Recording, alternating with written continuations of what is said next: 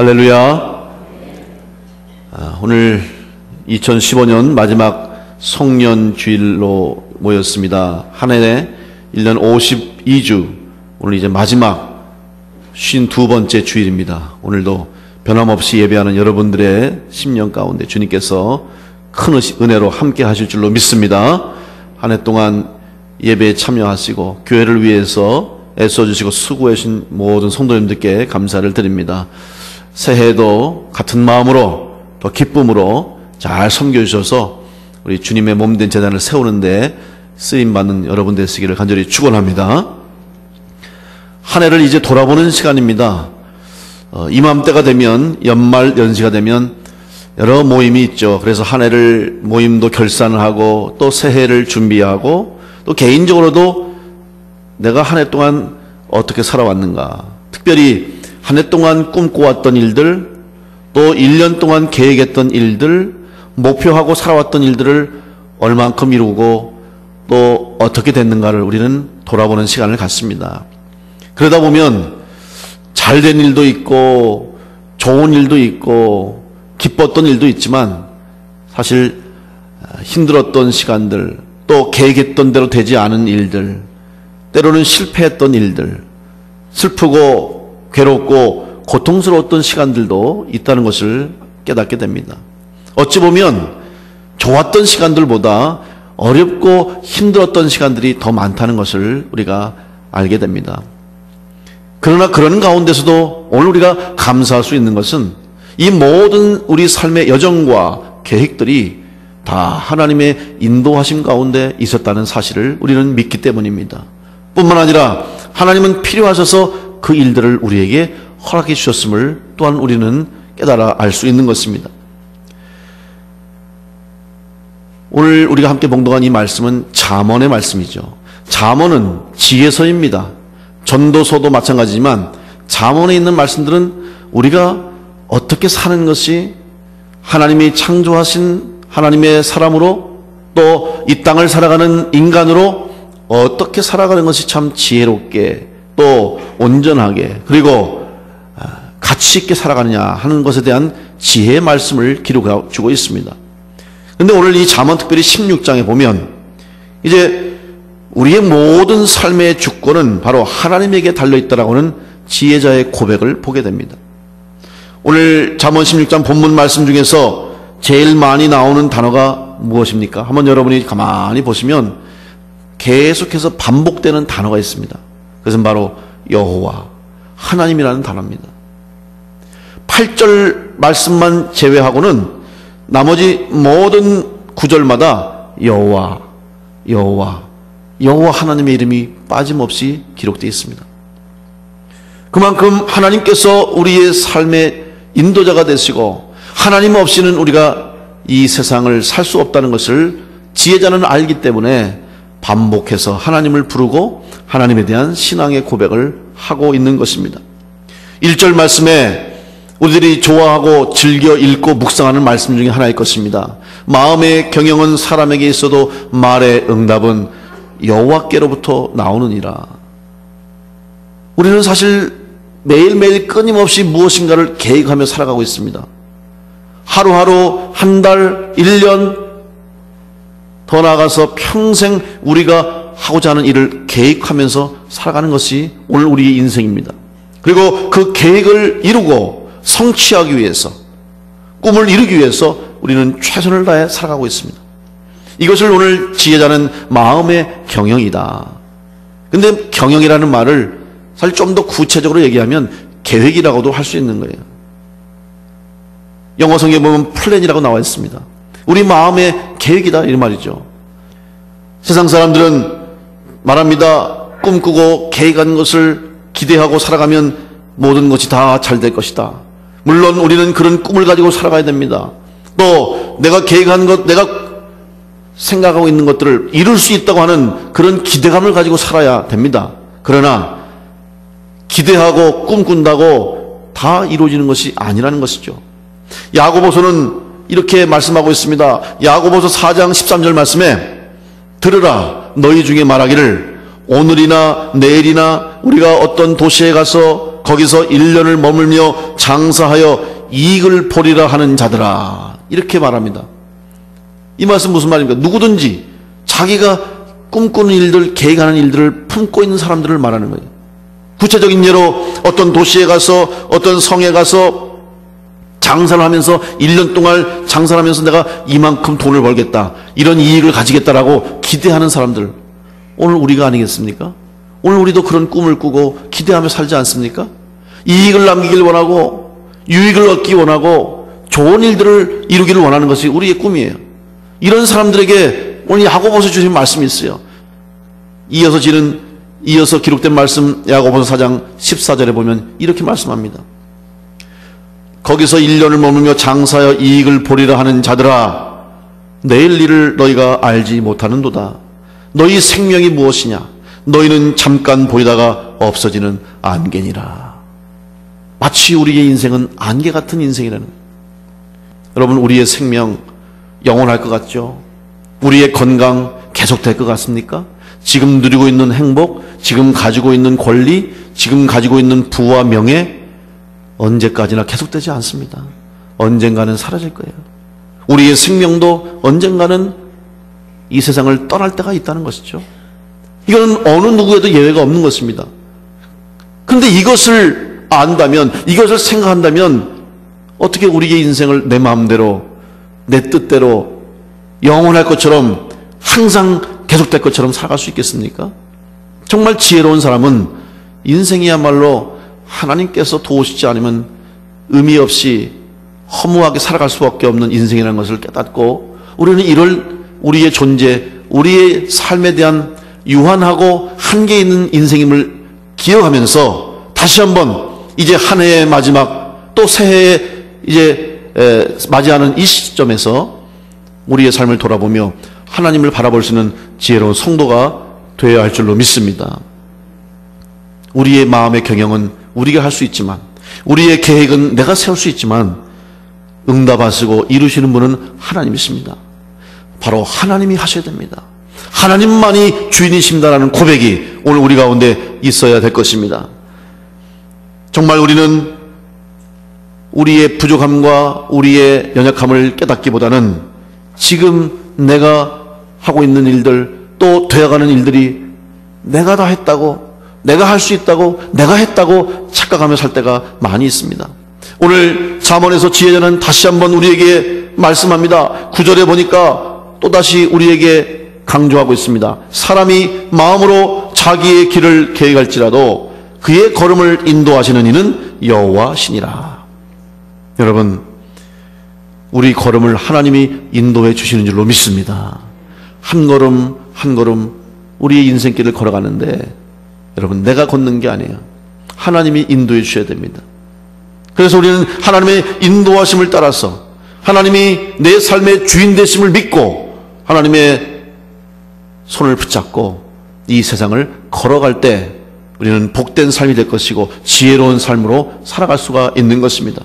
그렇다면 하나님이 우리의 삶을 주관하시고 내 삶의 주인 되시고 하나님이 인도하셔야만 살 수 있다는 것을 믿는다면 우리는 어떠한 신앙의 자세로 살아가야 되겠습니까? 먼저 우리는 모든 삶의 주권이 하나님께 있다는 사실을 인정하고 매사의 삶을 살아가야 됩니다. 사실 우리들은 우리 주위에 좋은 사람들만 있기를 원합니다. 그리고 나를 사랑하고 나를 위로하고 나에게 격려를 해줄 사람들이 필요합니다. 이런 사람들이 많은 사람이 건강한 사람이에요. 그래서 우리는 이런 사람들, 나를 지원해주고 나를 지지해주는 사람들이 많은 사람이 있어야 됩니다. 혹시 여러분 주변에 한번 돌아보세요. 나에게 격려해줄 수 있는 사람, 내가 힘들어할 때 위로해줄 수 있는 사람, 내가 지치고 괴로워할 때 나에게 용기 줄 수 있는 사람이 과연 얼마나 있을까? 여러분, 가족뿐만 아니라 여러분 주변에 그런 사람들이 많은 삶을 살 때 여러분의 인생이 행복한 거예요. 우리 교회에서부터 여러분 그런 성도의 모임, 성도의 관계가 되어야 할 줄로 믿습니다. 근데 내 주변에 왜 그런 사람이 없지? 내 주변에는 왜 나를 지지해주고 격려해주고 나에게 용기 준 사람이 없지? 그러면 이제부터 방법을 알려드리겠습니다. 여러분이 그런 사람이 되시기 바랍니다. 내가 먼저 누군가를 위해서 기도해주고, 내가 누군가를 사랑해주고, 누군가를 섬겨주고, 누군가에게 힘이 되어주신 사람이 된다면 어느새 내 주위에 나를 사랑하고 나를 격려해주고 나에게 용기 주신 사람들이 있다는 것을 발견하게 될 것이에요. 근데 내가 그런 사람 살지 못하면서, 내가 그런 삶을 살지 못하면서 왜 내 주변엔 그런 사람이 없나 아무리 후회해도 아마 그런 마음 가지고서는 평생 여러분 주변에 지지자들이 없을 거예요. 먼저 나 자신부터 주님의 말씀대로 사랑하고 섬기고 봉사하는 삶을 살 때 여러분의 주위에, 여러분의 주변에도 그런 성도와 그런 사람들이 많이 생겨지게 될 것입니다. 오늘 4절 말씀 보십시오. 여호와께서 온갖 것을 그 쓰임에 적당하게 지으셨나니 악인도 악한 날에 적당하게 하셨느니라. 우리는 악한 것들은 없어지길 원하고 악한 사람은 사라져 주길 바라는데 그것조차도 하나님은 필요하셔서 쓰신다는 거예요. 비록 그 사람을 만나면 힘들고 그런 일을 당하면 괴롭고 고통스럽지만 그 일까지도 하나님은 필요하셔서 쓰신 것입니다. 선과 악도 하나님이 주장하십니다. 마귀와 사탄도 하나님의 권세 아래에 속해 있는 거예요. 아무리 사탄과 마귀가 힘이 있고 우리를 괴롭힐 수 있지만 그러나 잠시일 뿐이지, 우리를 고통스럽게만 할 뿐이지 우리 성도들을 넘어뜨리지는 못합니다. 성도들을 죽이지는 못합니다. 마지막 반드시 이기는 것은 하나님의 말씀으로 또 예수 그리스도의 십자가의 보혈로 다 우리는 이미 승리를 얻었기 때문에 걱정하고 염려할 필요가 없습니다. 문제는 그 당시 아프고 힘들 때 이것을 어떻게 이겨나가느냐, 그것이 문제입니다.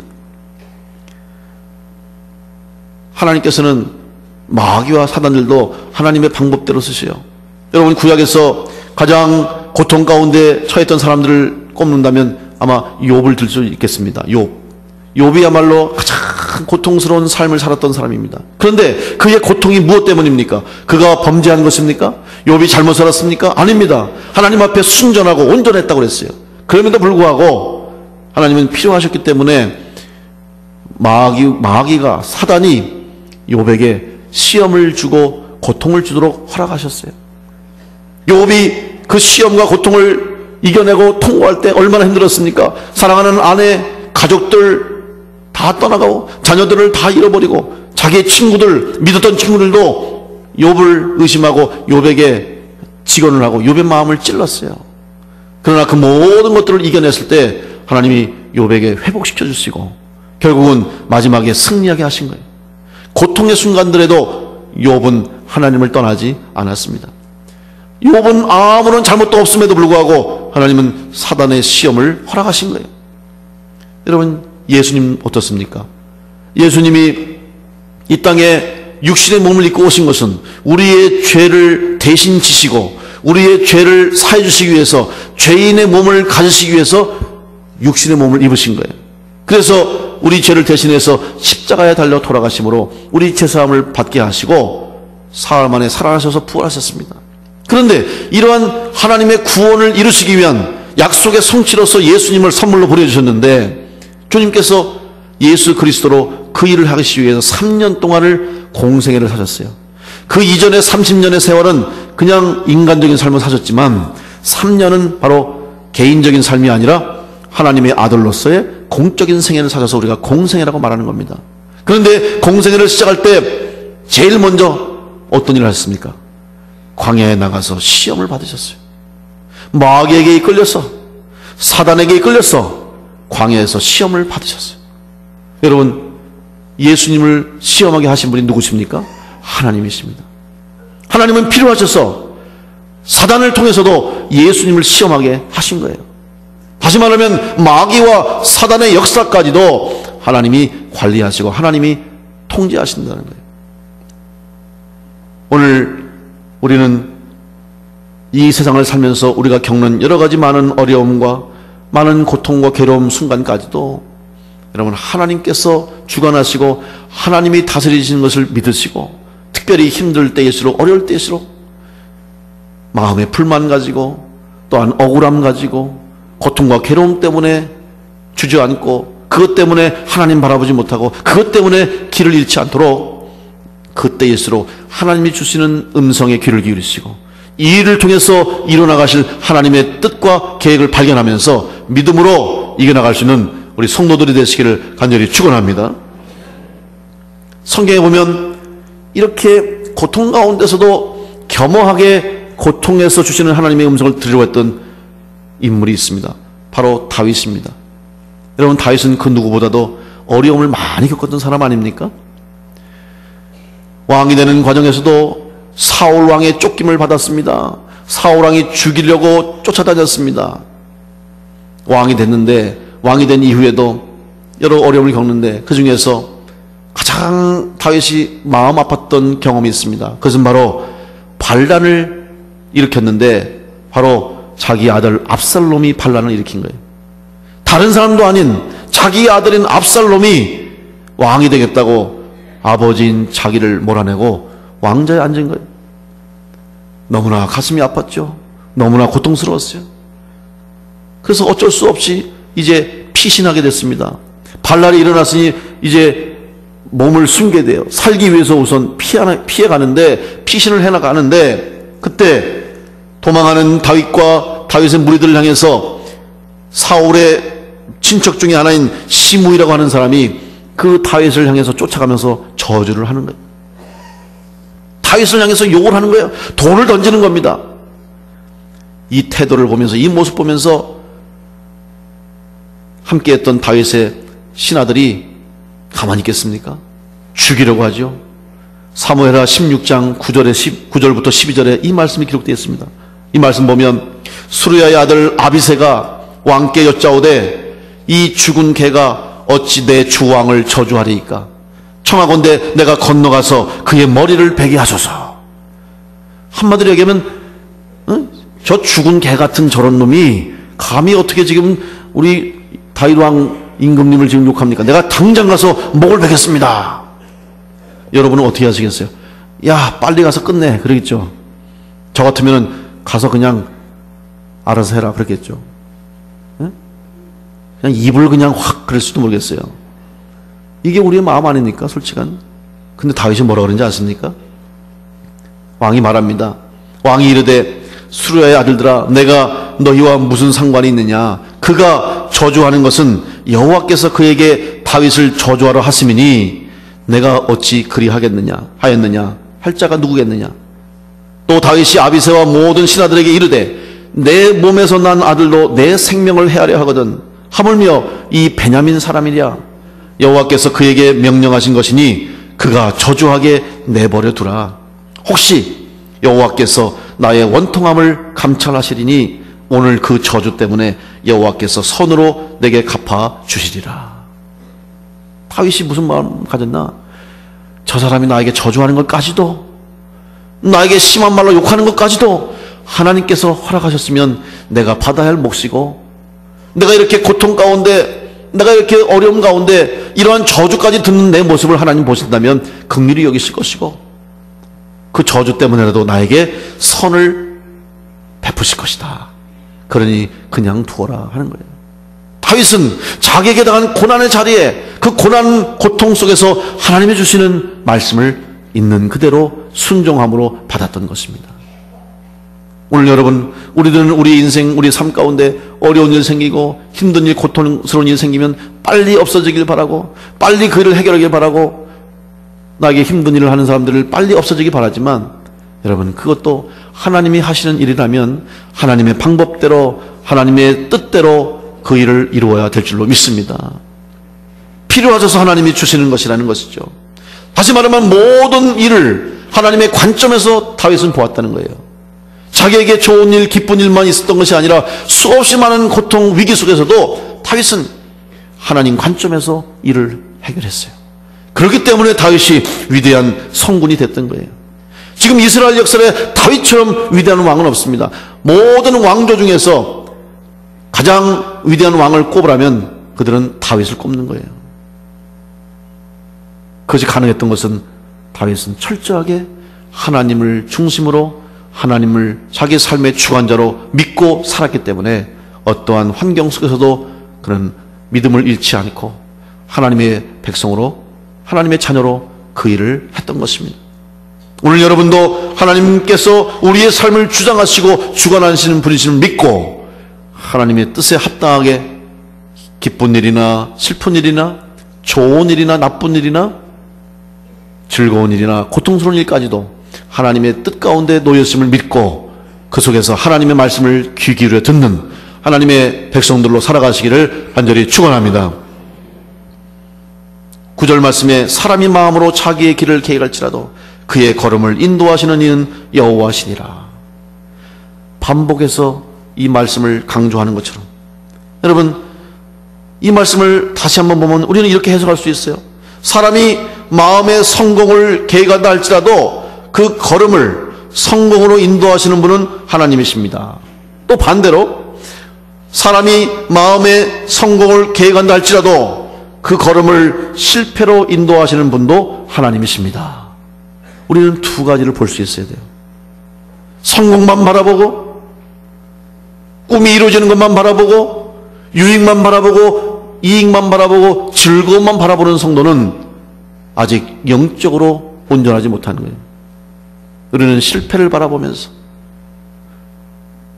좌절 속에서 고통 속에서 우리는 하나님의 말씀을 들을 수 있어야 됩니다. 예수님의 제자들은 어떻습니까? 그들이 예수님과 함께 다닐 때는 가슴에 칼을 품기도 하고 이제 자기들에게 주님의 능력이 임한 것처럼 생각돼서 곧 자기들이 원하는 꿈을 이루고 새 나라, 새 땅이 오기를 기대하면서 자신만만했습니다. 그런데 예수님이 힘없이 잡혀가시고 십자가에 달려 돌아가시게 되자 제자들은 낙심하고 실망하고 두려워서 뿔뿔이 흩어졌어요. 실패 속에서 다시 어부가 돼서 고기를 잡는 제자들에게 주님 나타나셨습니다. 고기도 잡지 못해. 할 수 있는 일도 없고 그동안 가졌던 꿈이 산산조각나니 그들에게 무슨 희망이 있었겠습니까? 그때 주님 찾아오셔서 내 오른편에 그물을 던지라. 그물 던졌습니다. 그물이 찢을 정도로 잡혔습니다. 그리고 와서 제자들에게 고기를 구워서 주시면서 먹으라 그러셨어요. 다시 희망을 주신 거예요. 실패 속에서 낙심과 절망 속에 있는 제자들을 찾아오셔서 용기를 주시고 새 소망을 주셔서 제자의 삶을 살게 하신 겁니다. 여러분, 실패가 있다 할지라도 그 실패가 끝이 아닙니다. 마지막이 아닙니다. 오히려 실패를 통해서 우리에게 주시는 하나님의 말씀이 있음을 여러분 기억하시고, 혹 이번 한 해 동안 여러분이 당한 어려움이 있습니까? 슬픔이 있습니까? 내 뜻대로 되지 않은 일들이 있습니까? 좌절하고 낙심하지 마시고 이 일을 이끌어 가시는 하나님의 뜻을 생각하며 기도하는 가운데 하나님의 방법대로 쓰여지는 여러분의 삶이 되시기를 간절히 축원합니다. 오늘 여러분의 삶에도 실패가 있습니까? 여러분의 인생 가운데도 좌절이 있습니까? 당연히 있겠죠. 그러나 두려워하지 마십시오. 내 실패 속에서 혹은 나의 절망 속에서 나의 고통 속에서 하나님이 계획하시고 하나님이 꿈꾸시고 나를 통해서 이루시고자 하는 하나님의 뜻이 있음을 다시 한번 기억하시면서 오늘 그 속에서도 하나님의 손 놓지 말고 하나님의 말씀을 귀 기울이시고 하나님의 손 붙잡고 걸어나가심으로 여러분을 통해서 이루시고자 하는 하나님의 뜻을 다 이루어드릴 수 있는 믿음의 성도들 되시기를 간절히 축원합니다. 끝까지 마지막까지 우리를 포기하지 아니하시는 하나님이 지금 우리를 인도하시고 나를 붙잡아 주시고 오늘 여러분과 함께 하신 줄 믿으시고 하나님과 동행하셔서 하나님 앞에 끝까지 승리하는 성도로 살아갈 수 있도록 마지막까지 승리의 자리에 설 수 있는 믿음의 성도들이 다 되시기를 간절히 축원합니다.